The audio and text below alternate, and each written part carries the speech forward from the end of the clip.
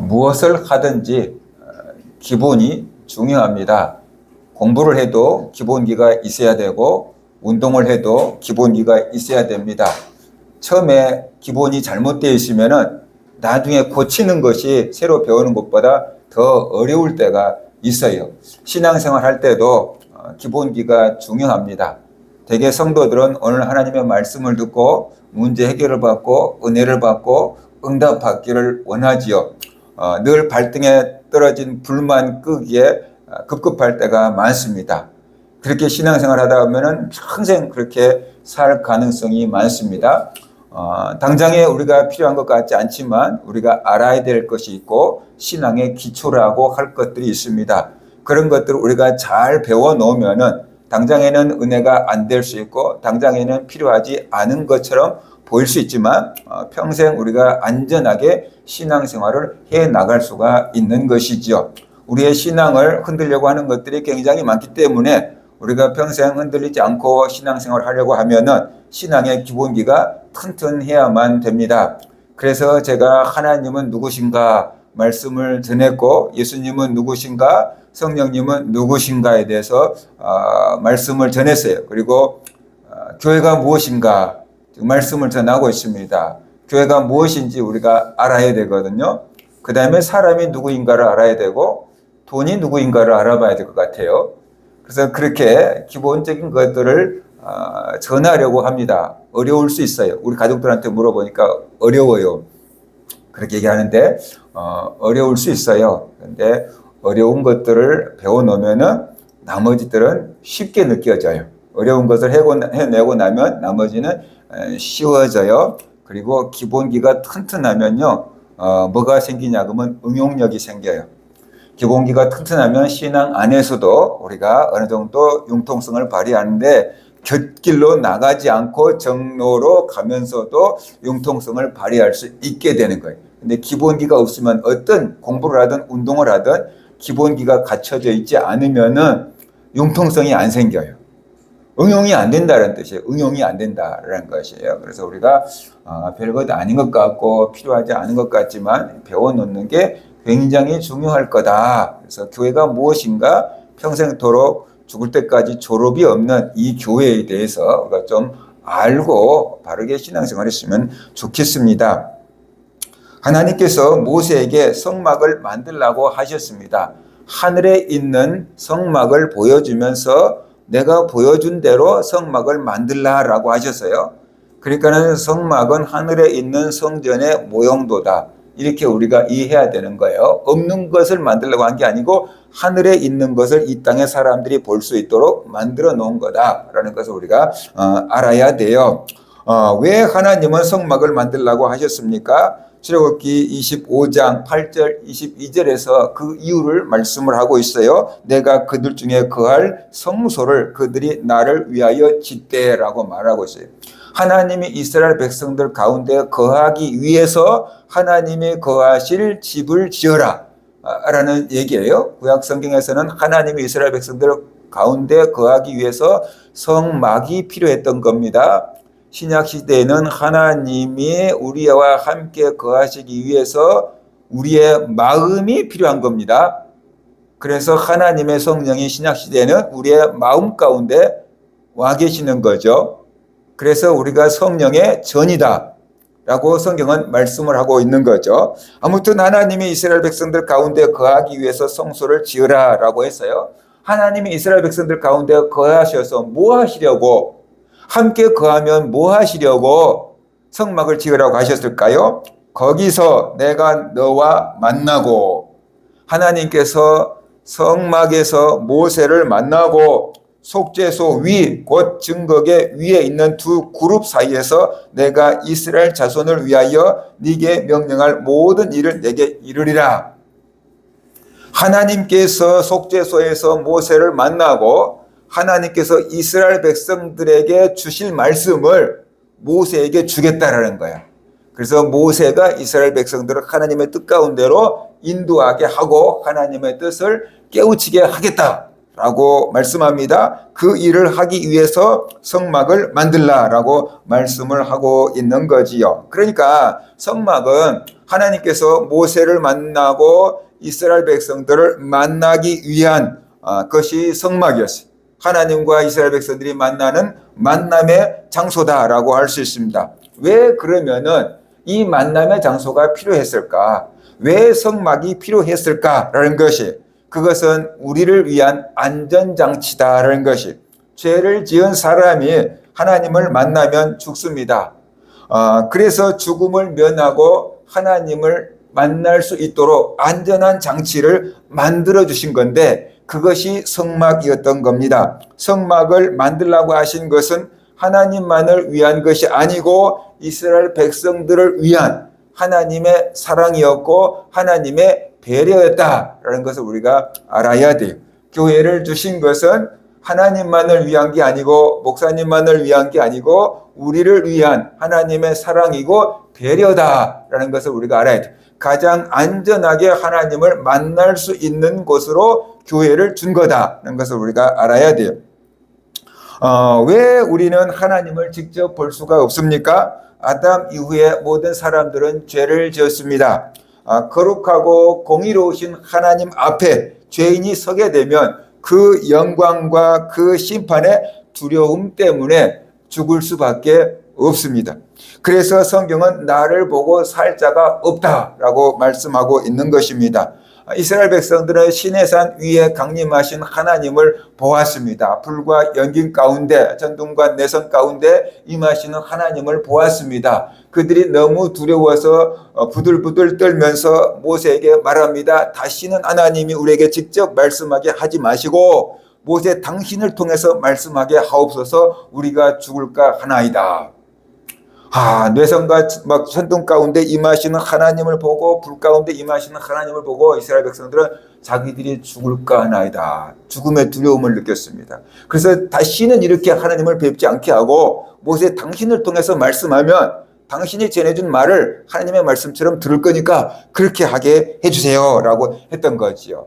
하나님의 임재만 봐도 이렇게 두려웠는데 하나님의 얼굴을 직접 대면한다 그러면 어떻게 되겠습니까? 살 수가 없는 거죠. 죽게 되는 것이에요.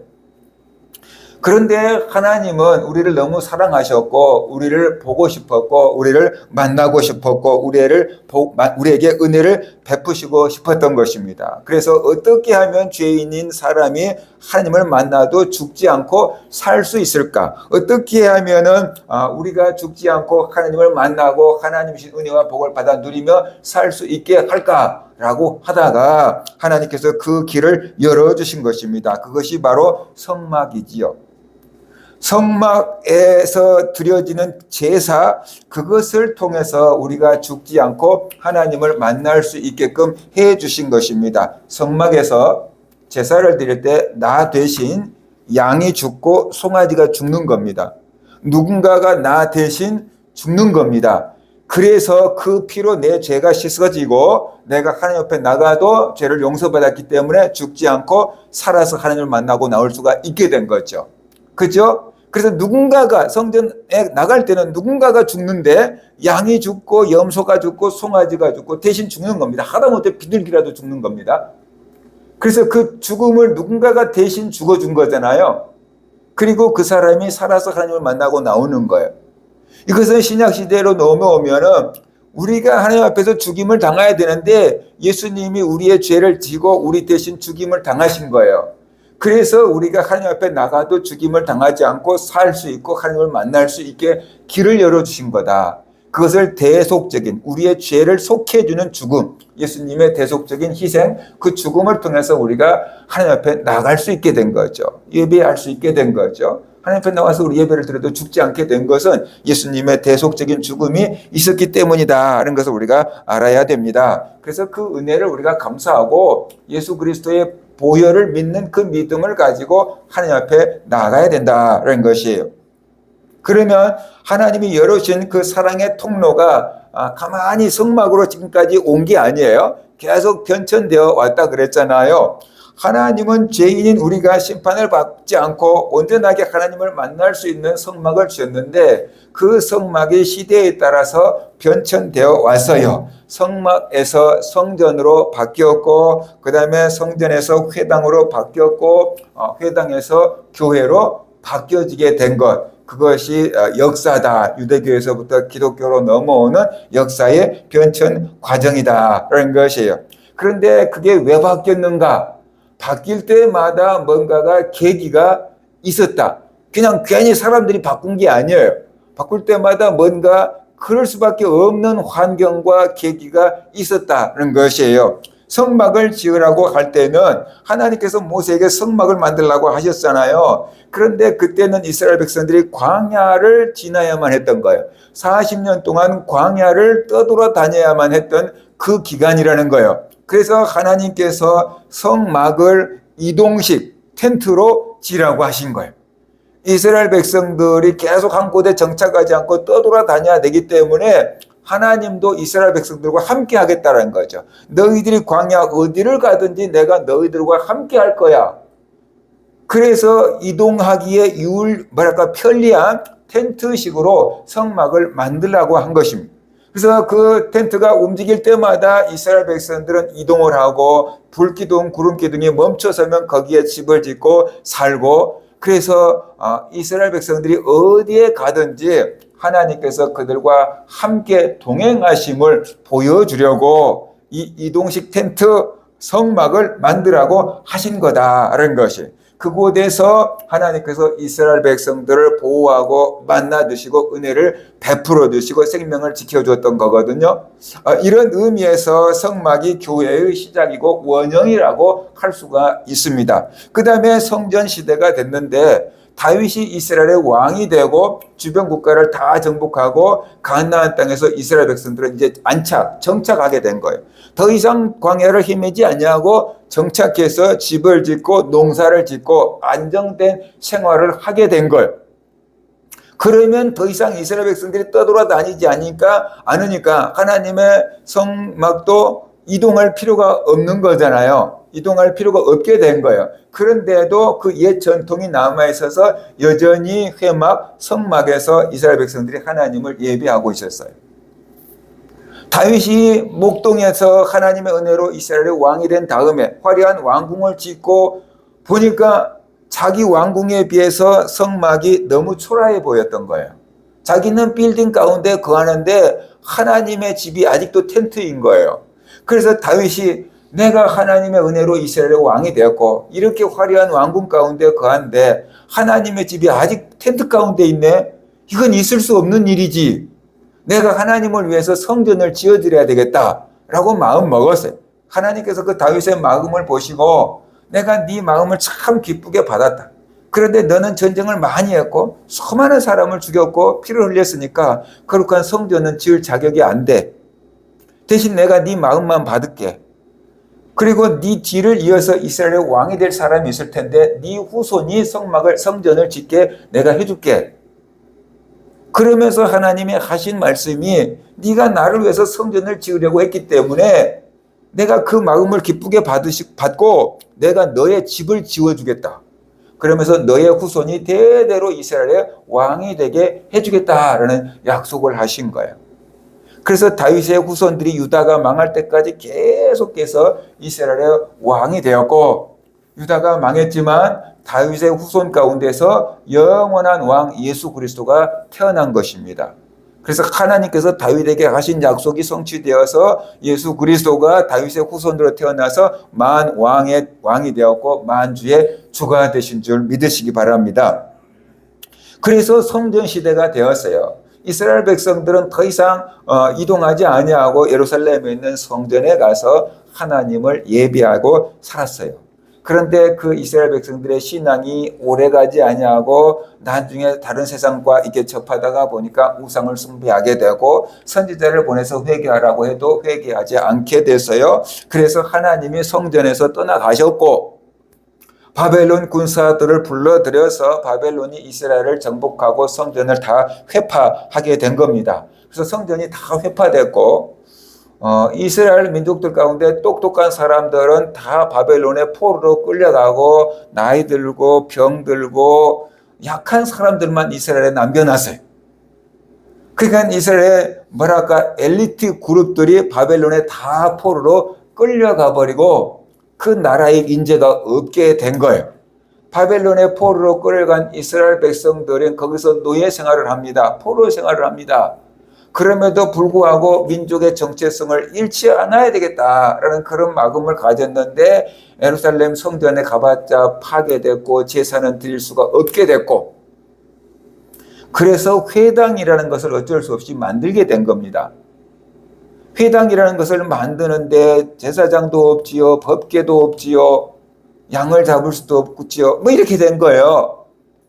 그래서 그때부터 이 율법을 강론하고 율법을 배우는 하나님의 말씀을 가르치고 하나님의 말씀을 배우는 예배 형태가 된 거예요. 신약 교회와 가장 비슷한 예배 형태가 된 거예요. 그래서 이 회당에서부터 제사가 사라지고 예배로 바뀐 것입니다. 이해가 되죠? 구약의 제사가 회당 시대에 가면서 이제 말씀 중심의 모임이 된 거고 그것이 신약 시대의 예배와 가장 유사한 것이 되었다라는 것이 그렇게 교회가 이제 바뀌어 가게 되고 예수님이 죽으시고 부활하셨어요. 하늘로 올라가셨습니다. 그리고 성령을 보내주셨습니다. 오순절날 성령이 임함으로 신약의 교회가 시작이 되었습니다. 오순절날 성령 받은 제자 120명이 신약 교회가 시작이 되었고 베드로의 설교를 듣고 3,000명, 5,000명이 회개했는데 그 사람들이 초대 예루살렘 교회 성도들이 되었다라는 것이 예수님의 부활과 승천 그리고 성령 강림이라는 역사적인 사건을 통해서 신약의 교회가 태동되게 되었던 것입니다. 이제 신약의 교회는 성전 안에 머물러 있는 게 아니고 하나님이 성전 안에만 머물러 있는 게 아니고 성도들 한 사람 한 사람 한 사람에게 임하는 그 놀라운 변화가 일어나게 된 것이 마가다락방에 모였던 120명의 성도들이 각자 성령을 받아서 각자 방언을 말했다 그러잖아요.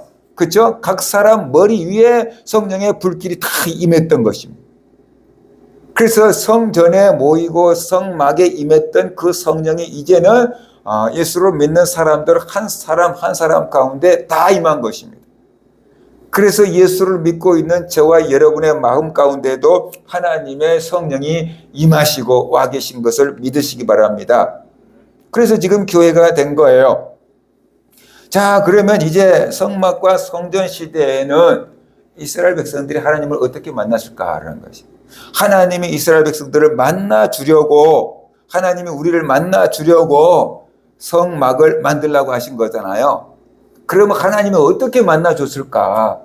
하나님을 만나서 그들은 어떤 은혜를 받았을까? 우리가 그것을 한번 살펴보면은 성막과 성전은 거의 같은 구조로 이해할 수 있어요.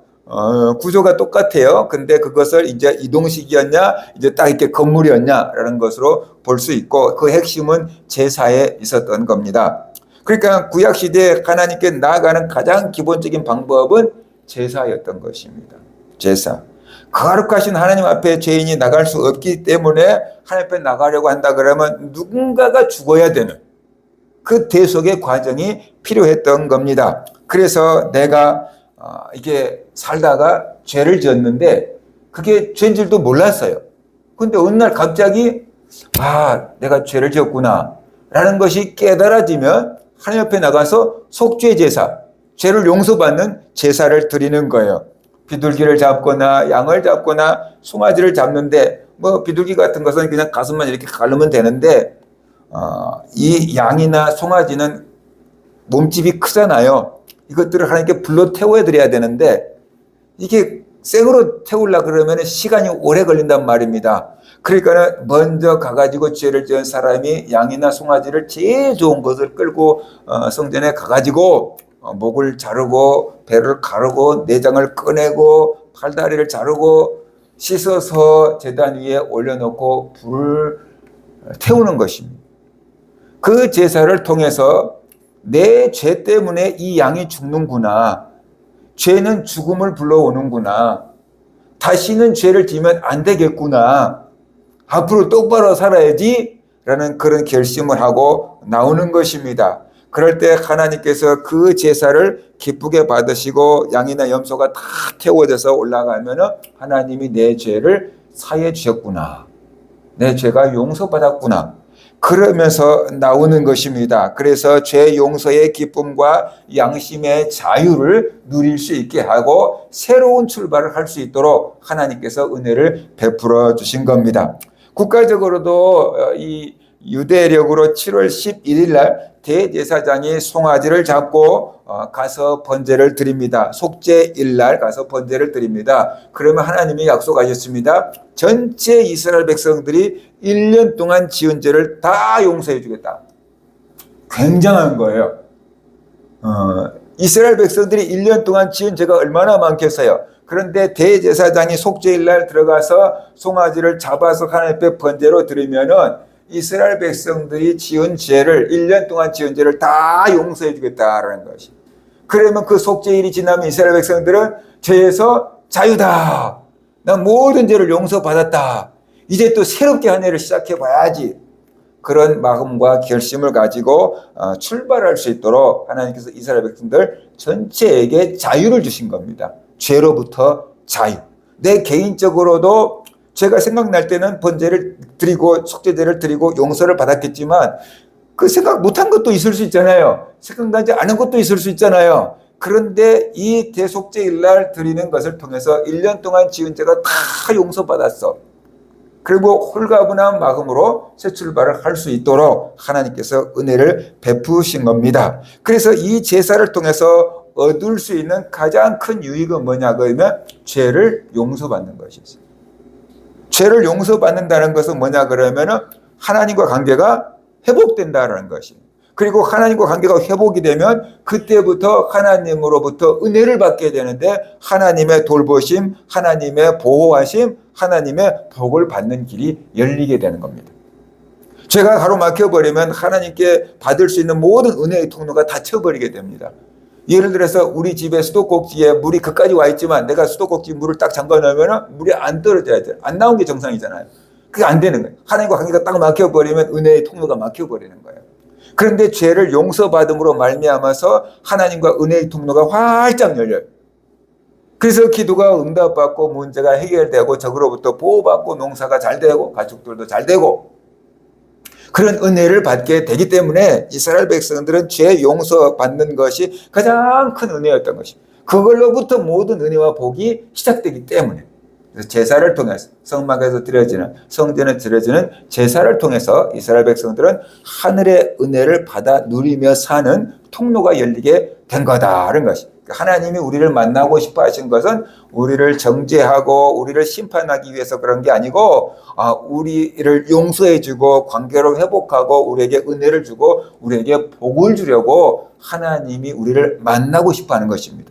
그래서 하나님을 만나자. 나를 만나면 너희가 살아. 나가 만나줄게. 그러면서 우리를 만나주려고 성막을, 성전을, 회당을, 교회를 안전장치로 허락하신 거다라는 것이. 그 다음에 이스라엘 백성들은 절기를 통해서 하나님을 만났습니다. 그 이스라엘엔 7대 절기가 있는데 절기 그러면 우리말로 한다 그러면 설, 추석 뭐 그런 명절이다. 그 국가적인 명절이다라고 우리가 이해를 하면 돼요. 근데 이스라엘에 7대 절기가 있는데 그 7대 절기는 하나님이 이스라엘 백성들을 애굽에서 구원해 준 그 사건과 이스라엘이 농사를 짓는 것과 연결이 시켜져 있어요. 그래서 하나님의 구원을 감사하고 자기들이 농사에서 열매 추수한 것에 대한 감사가 한꺼번에 어우러져 있는 것이 7대 절기다라는 것이에요.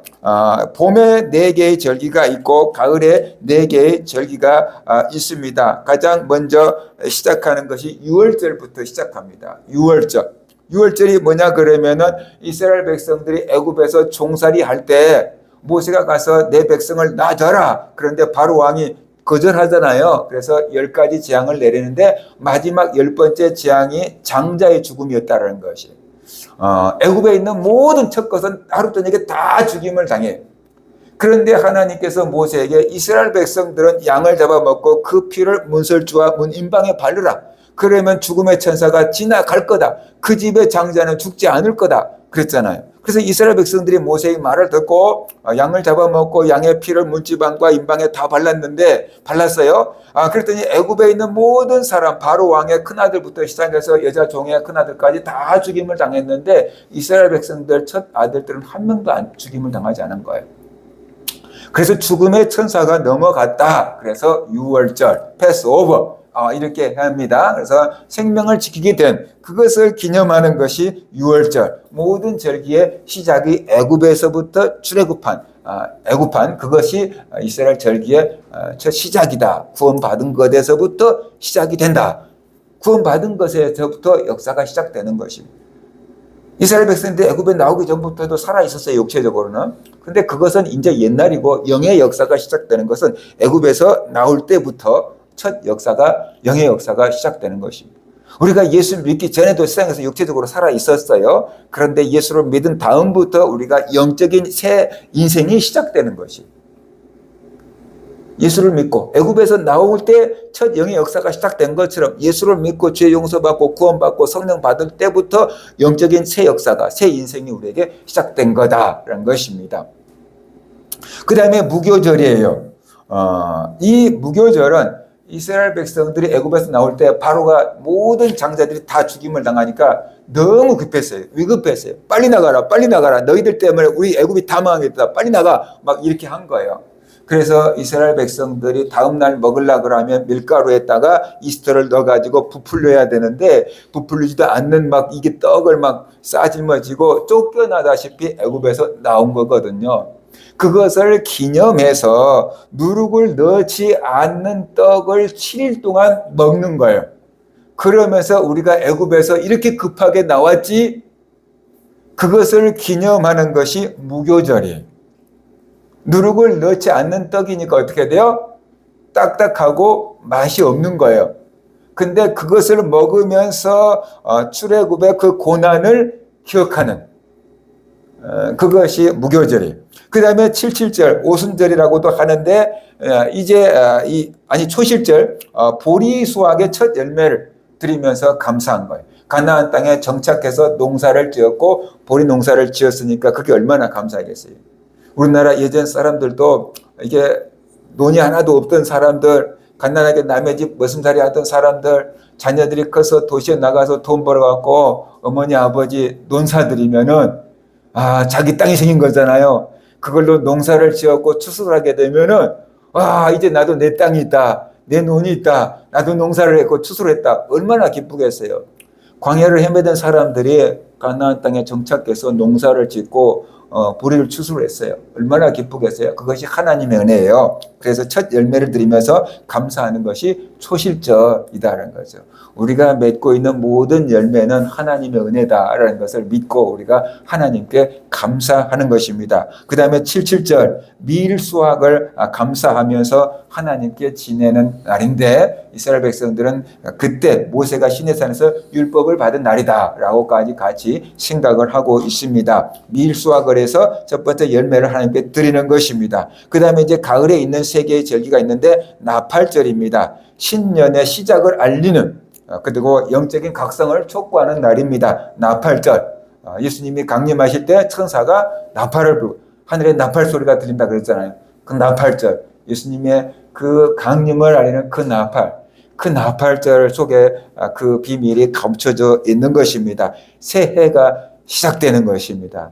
새 세상이 시작되는 것입니다. 그것을 알리는 나팔소리입니다. 나팔절. 그 다음에 대속죄일, 대제사장이 지성소에 들어가서 1년 중에 가장 거룩하게 하는 날, 그게 대속죄일입니다. 예수님이 이제 이 땅에 강림하시면 우리의 모든 죄가 완전하게 다 없어지게 됩니다. 그리고 천국에서 영원히 살 수 있는 날이 오게 되는 거죠. 그 다음에 초막절입니다. 수장절이라고도 하는데 광야 생활을 기억하면서 초막을 짓고 거하는 것입니다. 자기 집이 다 멀쩡하게 있어요. 그런데 자기 집 정원이나 어디나 나가가지고 텐트를 치고 초막을 짓고 풀로 막 집을 엉기설기 얽혀가지고 거기서 생활을 하는 것입니다. 그래서 광야에서 이스라엘 백성들이 이렇게 생활을 했지라고 기억을 하면서 하나님의 은혜를 기억하는 것입니다. 그리고 한 해 동안 모든 수확을 마친 것에 대해서 감사를 드리는 것입니다. 우리 인생의 모든 것을 다 마치고 하나님의 은혜로 평생 살았습니다 라고 하고 우리가 감사를 해야 할 줄로 압니다. 이렇게 해서 절기가 7번 있는데 그 민족적으로 있는 절기 7번이 다 하나님의 은혜를 기억하고 하나님의 역사를 기억하는 것으로 연결이 되어 있어요. 우리는 조상들께 감사를 하잖아요. 추수를 지내면 추석에. 그런데 하나님께 감사하는 신앙과 연결이 되어 있어요. 그래서 애굽에서 나온 것과 그 다음에 농사 짓는 모든 것이 하나님의 은혜였다라는 것을 깨닫고 하나님께 감사하는 절기로 지키게 됐어요. 이런 것들을 통해서 이스라엘 백성들은 하나님 이야기를 하는 거죠. 왜 유월절을 지켜야 돼? 왜 무교절을 먹어야 돼? 자녀들이 물어볼 거 아니에요. 싫어, 딱딱한데 왜 이걸 먹어야 돼? 맛없는 걸 먹어야 돼? 그럴 때마다 하나님께서 애굽에서 자기들을 구원해 주신 그 이야기를 해주는 거죠. 그죠? 그래서 하나님의 은혜를 되새김질하고 하나님을 만나게끔 했던 것입니다. 그리고 농사를 지었는데 하나님이 우리에게 땅을 주고 하나님이 농사가 되게 하고 하나님이 추수해서 먹고 살게 해주셨어. 그러니까 첫 것은 하나님께 드리는 거야. 첫 것은 하나님 거야. 첫 것 11조 하나님 거야. 그런 신앙, 첫 것을 하나님께 드리는 신앙을 가리키는 것입니다. 첫 것을 하나님께 드릴 때 나머지가 다 하나님의 보호를 받게 된다 라는 그런 믿음의 교육을 시킴으로 이스라엘 백성들이 후손들이 하나님을 만날 수 있게끔 조치를 취해 놓으셨다는 것이 그래서 일상의 보호 가운데서도 하나님을 만나는데 하나님은 성전이라는 공간을 통해서 구체적으로 이스라엘 백성들을 만나 주셨습니다. 회막과 성전이 완공되었을 때 하나님의 영광을 상징하는 구름 기둥과 불 기둥이 회막에 임했고 성전에 임했습니다. 그 구름 기둥이 얼마나 강력하게 임했던지 제사장들이 들어가서 섬길 수가 없었다. 앞이 보이지 않을 정도로 깜깜한 구름이 임해서 하나님이 이곳에 임재해 계셨음을 이렇게 깨닫게 해 주었던 겁니다. 또 하나님이 성전에 함께 계셔서 적들을 막아주시고 전쟁에서 이길 수 있게 해주셨고 또 농사가 잘 되게끔 풍요를 베풀어 주셨습니다. 또 하나님은 성전에서 부르짖는 기도를 들으시고 응답하겠다라고 했어요. 포로로 끌려갔을지라도 예루살렘 성전을 향해서 기도하거든 하나님께서 그 기도를 들어주겠다라고 말씀하셨고 한나가 또 회막에서 기도할 때 그 기도를 들어주시고 응답을 해줬던 겁니다. 하나님께서 성막과 성전에 계셔서 부르짖는 사람들의 기도를 들으시고 응답을 해주셨어요. 그것을 통해서 생활 가운데서 자기들을 도우시는 하나님을 이스라엘 백성들이 경험하게끔 해주셨다는 것입니다. 그러면 이제 회당과 교회에서는 어떻게 하나님을 만났을까요? 회당과 교회 시대가 왔는데 회당과 교회에서는 어떻게 하나님을 만났을까요? 회당에서 하나님을 만나는 방법은 먼저 이스라엘 백성들이 정해진 장소에 모이는 겁니다. 공동체가 모이는 것입니다. 포로 생활하던 사람들이 한 곳에 모입니다. 그래서 민족의 정체성을 회복하게 되는 것입니다. 그 자리에서 힘든 사람들이 서로 위로하고 또 격려받고 그 다음에 신앙적인 결속을 다짐하는 것입니다. 잘 사는 게 아닙니다. 포로로 고생하고 있습니다. 일주일 동안 포로로 고생하다가 같이 만나서 힘들었지. 그렇게 위로해 주는 것입니다. 그런데 나만 힘든 게 아니에요. 저 사람도 힘든 거예요. 그래서 같이 힘든 사람을 보니까 어떻게 돼요? 위로가 돼. 나만 고생한 게 아니네. 그렇게 위로가 돼. 그 다음에 신앙적으로 위로하는 거예요. 힘내자. 하나님께서 함께 하실 거야. 힘내자. 하나님께서 도와주실 거야. 힘내자. 언젠간 고국으로 돌아가게 해주실 거야. 그러면서 신앙적인 결속을 다짐하게 되는 겁니다. 그리고 이제 누군가가 일어나서 율법을 읽고 율법을 가르쳐 주는 것입니다. 다 성경을 갖고 있는 게 아니었어요. 그러니까 회당에 율법책을 보관해 놨다가 공부깨나 할 수 있는 사람이 그 나가서 율법책을 읽고 그 율법책을 설명해 줍니다. 그러면은 이스라엘 백성들은 그 율법책을 들으면서 아, 우리가 하나님을 섬기지 아니하고 우상을 섬겼기 때문에 나라가 망했고 바벨론의 포로로 끌려와서 이 고생을 하는구나 라는 것을 깨닫게 되는 거예요. 그전에는 왜 자기들이 이렇게 망했는지 몰랐어요. 왕이 정치 잘못해서 망한 줄 알았어요. 근데 율법책을 읽어보니까 하나님을 버리고 우상을 섬기면 하나님께서 나라를 흩을 것이고 막 이렇게 써져 있잖아요. 그러니까는 자기들이 왜 고난을 당한지 알게 된 거예요. 아, 우리가 하나님을 버리고 발과 아세라를 섬겼기 때문에 나라를 잃고 포로 신세가 돼서 이 고생을 하는구나 라는 것을 깨닫게 되는 거예요. 그것을 깨달으면 어떻게 하게 되겠어요? 회개하게 되는 거죠. 그것이 하나님을 만나는 것이었어요. 율법을 듣고 자기 죄를 발견하는 것, 깨닫는 것, 그것이 하나님을 만나는 방법이었다는 것이에요. 그러면 이제 포로 생활에서 회복하고 돌아가려고 하면 어떻게 되겠어요? 우상을 버려야 되겠구나. 이제 하나님만 의지해야 되겠구나. 그런 결심이 서는 거잖아요. 그래서 그 결심을 이제 생활 가운데서 실천해 가는 것, 바로 그것이 하나님을 만나는 방법이었다라는 것입니다.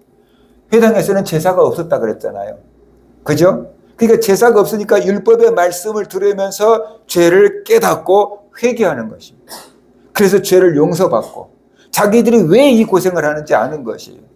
그래서 죄를 회개하고 이제 하나님만 섬겨야지 고국으로 돌아갈 수 있구나라는 것을 깨닫게 되고 하나님의 뜻이 무엇인지를 깨닫게 되고 자기들의 삶을 개혁하는 것입니다. 하나님만 섬기는 삶으로 바꾸는 것입니다. 그냥 듣고 배우는 게 아니고 이제 바꾸는 것이에요. 이런 신앙이 그들이 바벨론 포로에서 예루살렘으로 돌아오는 계기가 되었다는 거죠. 고레스 왕의 칙령으로 바벨론 포로로 끌어갔던 사람들이 다 예루살렘으로 돌아오잖아요. 성전도 다시 짓게 되잖아요. 그러니까는 회당이 있었기 때문에 그 신앙을 지킬 수 있었고 회개할 수 있었고 회복할 수 있었고 그 회당에서 하나님의 은혜를 받았기 때문에 고국으로 돌아올 수 있는 길이 열렸다는 거죠. 회당을 통해서 이렇게 이스라엘 백성들은 하나님을 만나게 되었습니다. 신약의 성도들은 어떻게 하나님을 만났습니까? 제가 초대 예루살렘 교회, 사도행전 1장, 2장에 있는 초대 예루살렘 교회를 통해서 초대 예루살렘 교회 성도들이 하나님을 만나는 방법을 7가지로 간단하게 정리를 해봤어요. 그게 뭐냐 그러면 첫 번째로 매일 모였다는 것. 교회에 매일 모였다는 것. 예루살렘 초대교회 성도들은 매일 모였습니다. 사도행전 2장 46절 날마다 마음을 같이하여 성전에 모이기를 힘쓰고 라고 지금 말씀을 하고 있습니다. 그러니까 날마다 마음을 같이하여 성전에 모였습니다. 그것이 초대 예루살렘 교회였던 것입니다. 주일날만 모인 것이 아닙니다. 안식일날만 모인 것이 아닙니다. 매일 모였습니다. 그들도 생활이 있지요. 매일 모이는 것은 쉽지 않았을 것입니다. 그럼에도 불구하고 그들은 매일 교회에 모였고 성전에 모였습니다. 왜 그랬을까요? 그만큼 은혜를 받았기 때문에 그렇습니다. 그리고 은혜를 받으면 받을수록 은혜를 사모하는 마음이 생기거든요. 그만큼 은혜를 사모했기 때문에 그렇습니다. 그리고 또 그 매일 모이는 것이 습관이 되어 있기 때문에 그런 것입니다. 어떤 분위기, 교회 분위기, 교회 공동체 분위기 말이에요. 그래서 그들이 매일 모였던 것입니다. 이 매일 모임 가운데서 하나님의 은혜를 체험하고 경험하게 되었던 것입니다. 교회라는 것은 예수를 믿는 사람들의 모임이라고 했기 때문에 교회 자체가 바로 모이는 것입니다. 모이지 않으면 교회가 안 되는 것입니다. 그래서 매일 모였다. 주일만 모인 게 아니고 매일 모였다라는 얘기를 지금 하고 있어요. 그것이 초대 예루살렘 교회 성도들의 신앙 생활이었던 겁니다. 그 다음에 두 번째, 복음을 들었다. 모여서 뭐예요? 모여서 뭐 윷놀이 하는 게 아니고 모여서 말씀을 들었어요. 사도행전 2장 42절 그들이 사도의 가르침을 받아라고 말하고 있어요. 가르침을 받아야 되는 거죠. 배워야 되는 것이. 하나님의 복음을 제대로 배워야 되는 거죠. 잘 배우지 않으면 믿어도 어떻게 돼요? 자기 마음대로 믿는 자기 신앙이 되는 거예요. 내가 복음이 되는 거예요. 자기 마음대로 예수를 믿어버리는 거예요. 그러면 안 되는 거예요. 그래서 제대로 된 신앙은 제대로 된 사람한테 배워야 돼요. 이단한테 배우면은 이단 신앙이 들어가는 거예요. 세상 사람들한테 배우면은 세속주의가 들어가는 거예요. 제대로 된 사람한테 배워야지 제대로 된 신앙에 들어가는 거예요. 그래서 그들은 사도들의 가르침을 받아라고 말씀을 하고 있는 것입니다. 교회에서는 하나님의 말씀을 배우는 것입니다. 교회에서는 무엇을 배우는가? 복음을 듣고 복음을 배우는 것입니다. 사도들이 전한 복음은 예수님의 죽으심과 예수님의 부활 소식이었습니다. 그리고 예수님이 구약시대부터 예언된 그리스도고 메시아다, 하나님의 아들이다라는 것이 사도들이 가르침의 핵심이었던 것입니다. 이 복음을 드려야 돼요. 오직 예수의 복음을 드려야 돼요. 그런데 그 오직 예수의 복음을 듣지 않냐고 세상적인 얘기들을 자꾸만 들으면 교회에 나와도 참된 예배를 드린 것이 아니다, 참된 복음을 들은 게 아니다 라는 것을 우리가 알아야 돼요. 목사가 설교한 거나 중에 설법한 거나 똑같다고 한다 그러면 굳이 교회에 나와야 될 필요가 없잖아요. 그렇잖아요. 교회가 가지고 있는 생명의 복음을 전해야 되잖아요. 교회에 와서는 하나님의 말씀을 배우고 생명의 말씀을 배우는 것이다. 초대교회 성도들은 날마다 교회에 모여서 사도의 가르침을 받았다는 것입니다. 사도들이 복음을 전할 때 성령이 역사하셨습니다. 베드로가 말씀을 전할 때 고넬료 집에 모인 모든 사람들에게 하나님의 성령이 임했습니다. 우리가 하나님의 말씀을 전하고 하나님의 말씀을 들을 때 곧 그 속에 성령이 역사하십니다. 에베소의 말씀처럼 성령의 검, 곧 하나님의 말씀을 가지라 그랬잖아요. 성령이 사용하시는 검이 하나님의 말씀이라는 거예요. 칼과 검이 뭐가 다른지 압니까? 칼은 여러분이 부엌에서 쓰는 것이 칼이잖아요. 그것은 한쪽만 날이 서 있는 것이 칼이고, 검은 양날에 서 있는, 양쪽이가 다 날이 서 있는 것이 검이에요. 그래서 하나님의 말씀은 살았고 운동력이 있어 좌우의 날서는 어떤 검과 같아서 우리의 심령과 관절과 골수를 찔러 쪼갠다 그랬잖아요. 그런데 그 성령님께서 사용하시는 양날의 검이 바로 뭐냐 그러면 말씀이라는 거예요.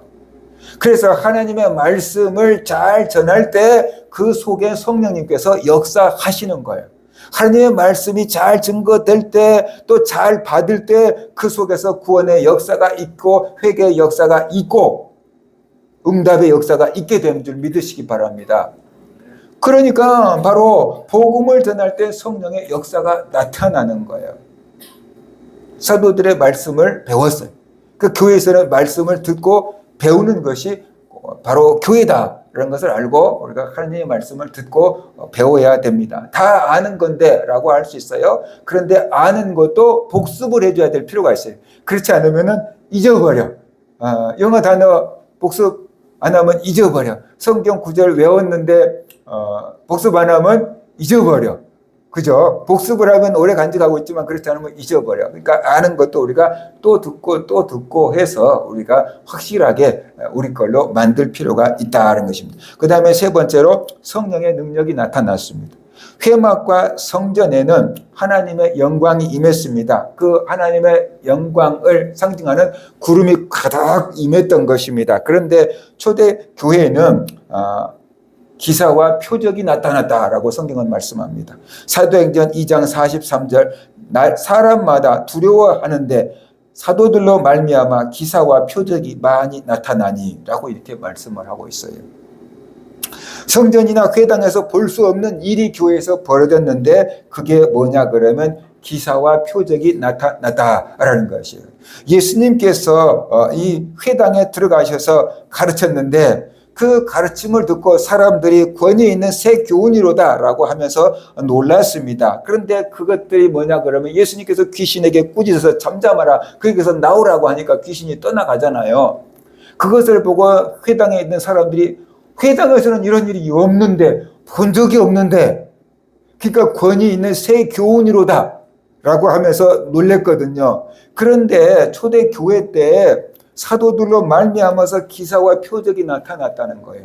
예배 드릴 때, 기도할 때, 교회에서 모여서 예배할 때 귀신이 떠나가고 병이 고쳐지는 역사가 있었던 거예요.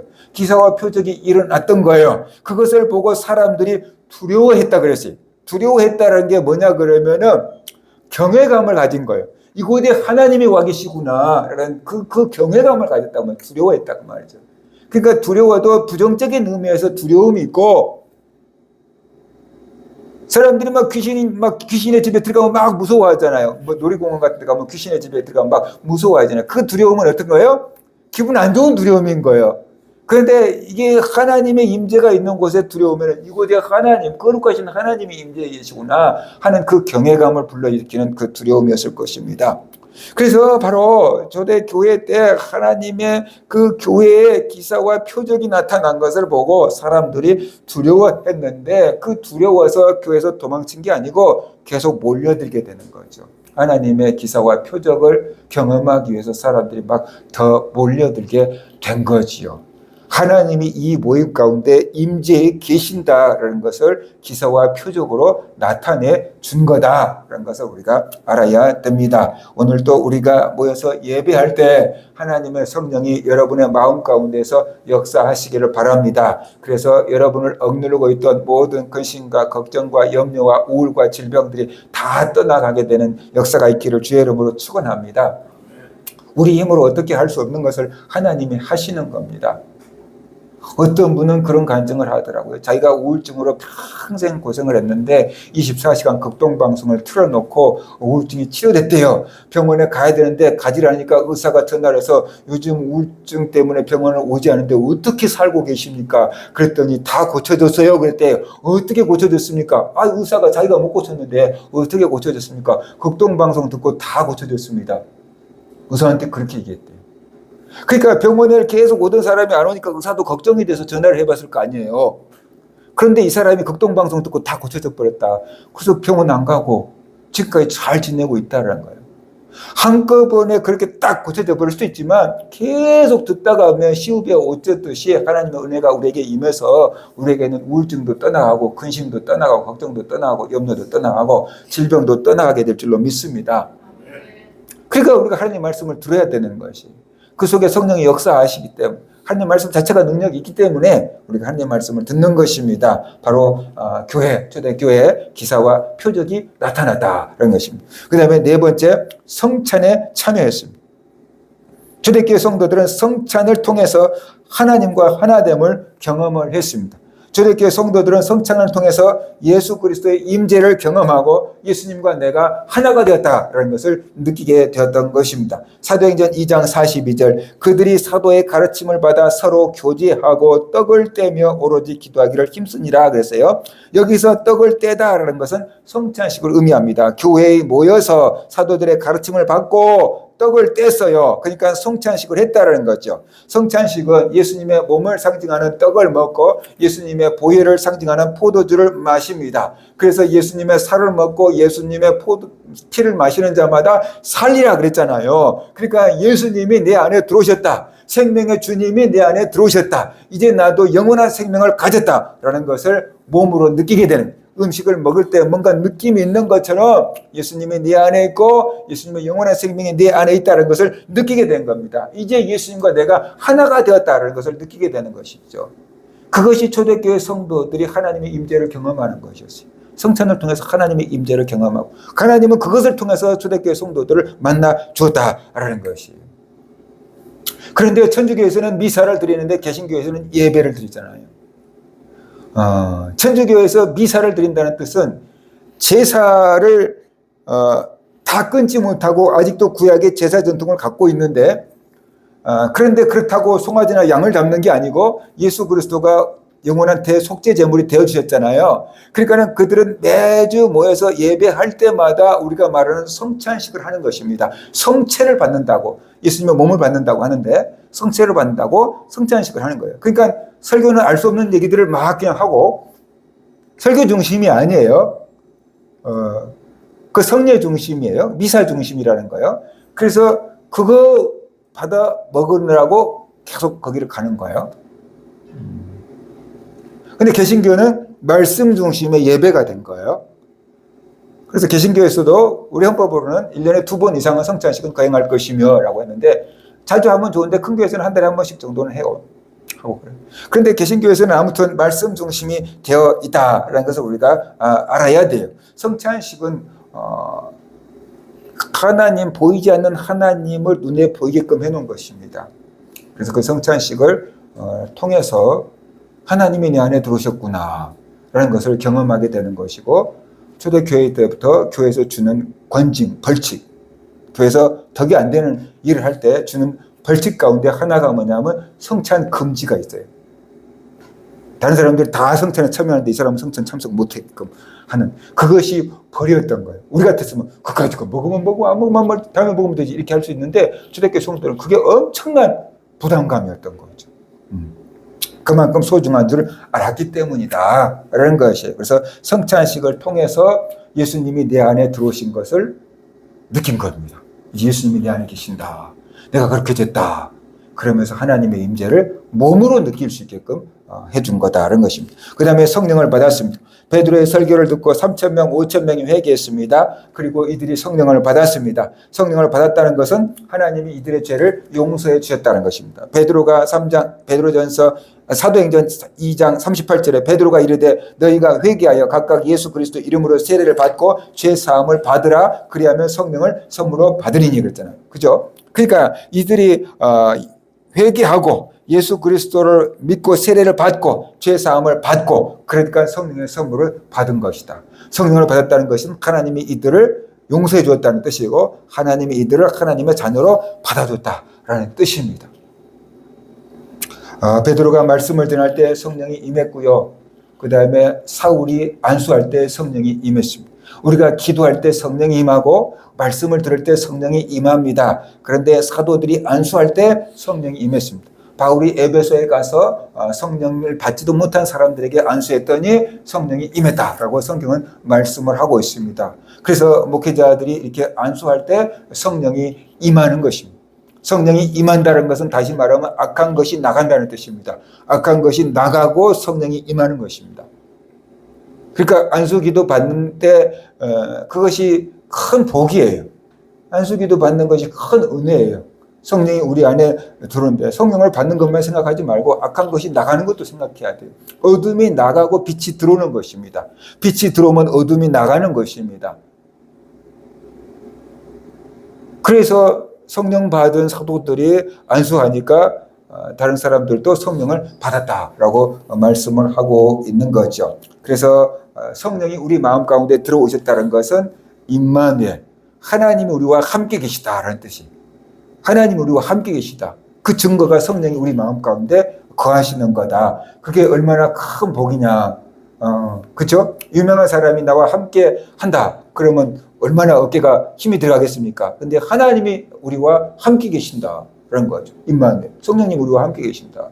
그러니까 이것이 엄청난 복을 우리가 받은 거다. 신약교회 성도님들은 하나님을 마음에 모시고 사는 놀라운 복을 받았다. 하나님이 이렇게 우리를 만나 주신다라는 것이에요. 그 다음에 기도했습니다. 사도행전 1장 14절 여자들과 예수의 어머니 마리아와 예수의 아우들과 더불어 마음을 같이하여 오로지 기도에 힘쓰니라. 마가다락방에 모였던 120명의 성도들은 열심히 기도하다가 성령을 받았습니다. 그렇기 때문에 베드로의 설교를 듣고 회개한 성도들도 열심히 기도했습니다. 사도행전 2장 42절 그들이 사도의 가르침을 받아 서로 교제하며 떡을 떼며 오로지 기도하기를 힘쓰니라. 오로지 기도하기를 힘썼다 그랬어요. 대충 기도한 게 아니에요. 힘을 다해서 기도했던 거죠. 옆에 사람이 성령 받은 걸 보고 나도 성령 받게 해주세요. 막 그런 간절한 마음으로 기도한 줄로 압니다. 그래서 기도를 통해서 하나님의 은혜를 경험하게 된 겁니다. 오늘날 신약교회 성도들도 기도하다가 하나님을 만나고 하나님의 은혜를 체험하고 경험하게 되는 것이 바로 이런 것들 때문이다라는 것이. 그 다음에 성도가 서로 교통했습니다. 사도행전 2장 46절 날마다 마음을 같이하여 성전에 모이기를 힘쓰고 집에서 떡을 떼며 기쁨과 순전한 마음으로 음식을 먹고라고 말하고 있어요.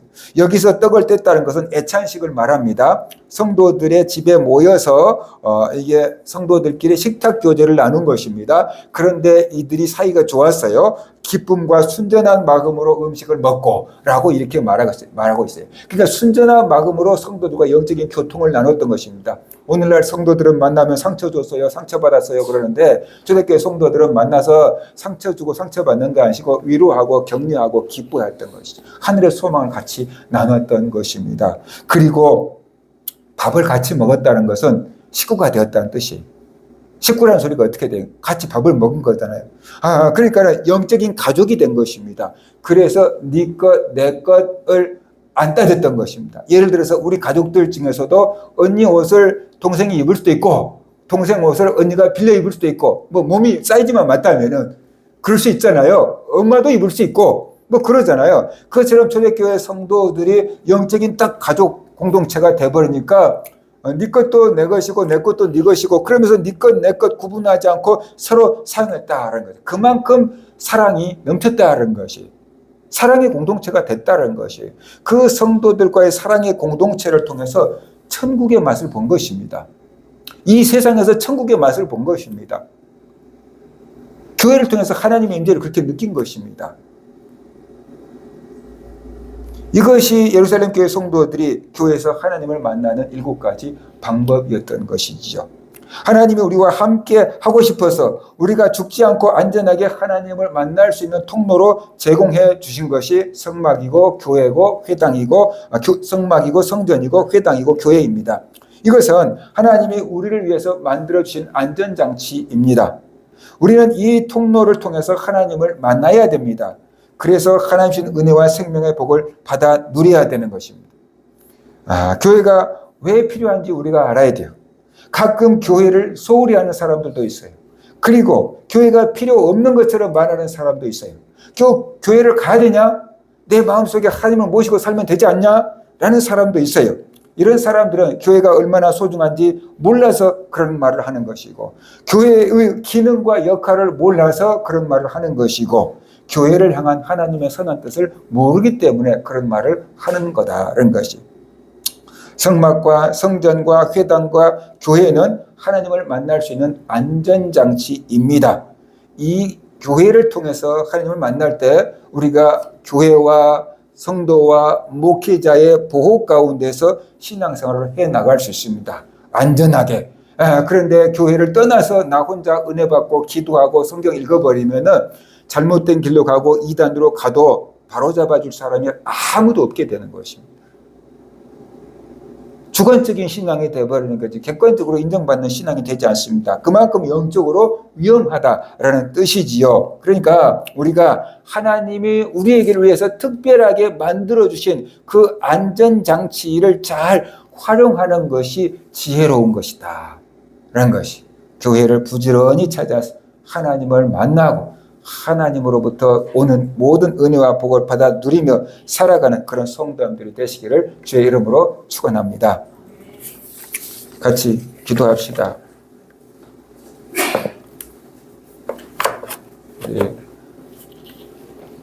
교회